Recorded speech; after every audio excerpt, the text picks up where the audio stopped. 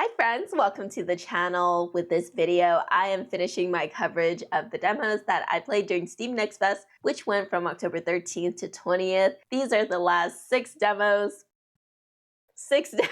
that I've tried out, and they didn't really group nicely together with the other ones. However, that doesn't mean that they're any less special. So with that, let's jump in. The first demo that I played is Little Corners, being developed by Meteor Pixels. This game's release date is November 13th, 2025.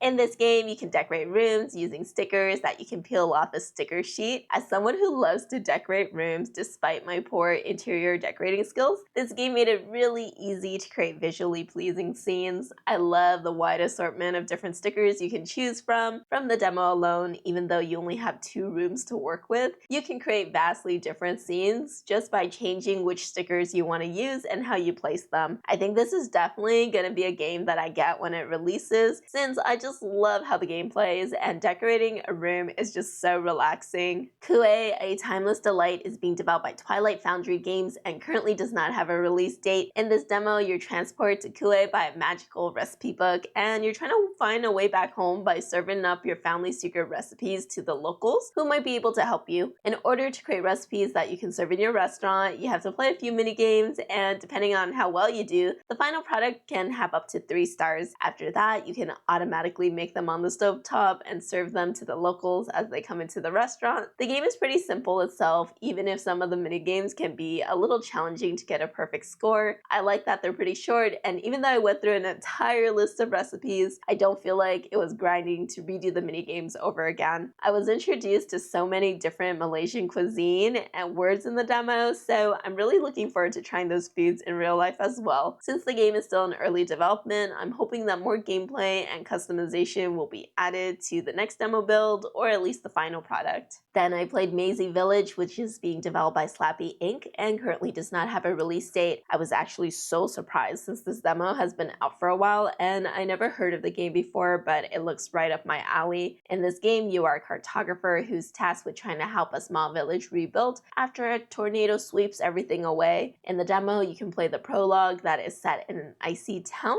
and also get to what I think is the main village, where villagers will task you to find their special items. Some items are locked out of the demo, unfortunately, but there's still a taste of what the gameplay would look like. I really like going around unlocking new areas of the map and also getting into these puzzle events where you can try to finish the puzzle as fast as you can to get better star rating. I love the cute cosmetics that you can unlock by helping the villagers and also being able to pet all of the animals and having them follow you around. The only thing that I can say I really needed to get used to were the camera controls. The game is just so cute and I definitely can see myself playing more of it once it releases. I played Block Block Block, being developed by Ander Laura. This game currently does not have a release date also, and it is a building sandbox game where you use an assortment of wooden blocks and objects to create diorama scenes. You can make the items bigger and smaller, change their color, the lighting, and all sorts of different tools to bring your vision to life. This is definitely a really cozy demo, and I had a lot of fun just playing with blocks and letting my imagination flow. Some of the controls are a little difficult for me just because I'm not used to them, but I think if I spend a lot of time in the game, then they actually would be helpful. For example, I wasn't sure how helpful it would be to duplicate items in a circle, but as I was writing up this little review,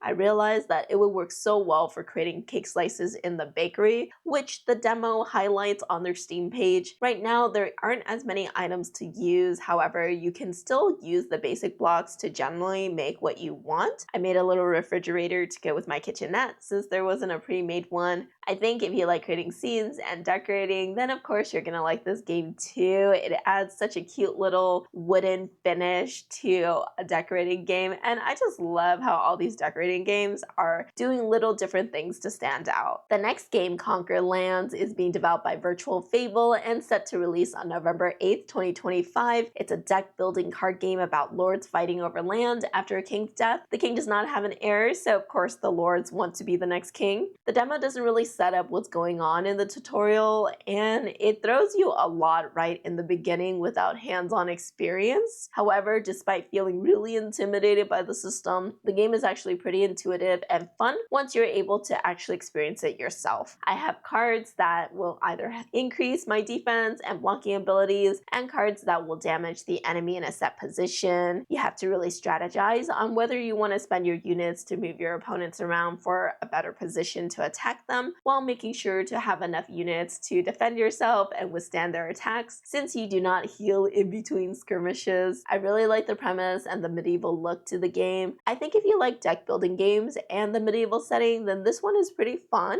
Since it's going to be released soon, I'm really hopeful that the full version is going to have a better tutorial and more of a fleshed out backstory, so we'll see when it comes out. The last demo that I tried out is What Makes a Hero, being developed by Divine Entertainment. This game, like a lot of the others, do not have a release date yet. In What Makes a Hero, you are a shopkeeper who sells weapons to brave heroes and other adventurers that stop in your shop. I like that you have to look at your customers to see what type of weapons that they prefer based on their class, and also the hints that they give you for what monster they want to fight. You use the Adventure Codex to find the perfect weapon and hopefully make your customer happy. There are various choices in the game as well, such as kicking out customers or agreeing to help them. In one situation, I had a lady come in and ask me not to give her husband a weapon.